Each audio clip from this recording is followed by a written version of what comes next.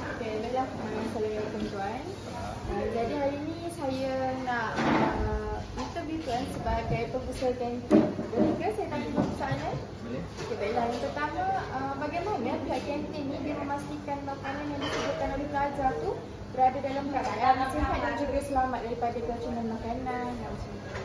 So, barang-barang semua kena bersih lah. Kena masak dengan betul-betul. Jadi kita tahu kantin ni menyediakan banyak makanan. Jadi macam mana peletakan harga bagi setiap makanan di kantin sekolah? Maksudnya makanan yang untuk murid ke? Untuk murid. Untuk murid kita buat portion untuk harga yang kita tentukan. Contoh kalau RM2 kita tentukan portion RM2 lah. Baiklah, mesti makanan dekat sini bawah RM2 lah. Okay, faham. Dan lagi sekali, apa cabaran yang terasa sepanjang Encik mengendalikan kantin di sekolah ni? Cabaran. Macam-macam cabaran tu. Boleh Encik ceritakan? Contohlah, contoh cabaran yang macam mana tu? Semua boleh.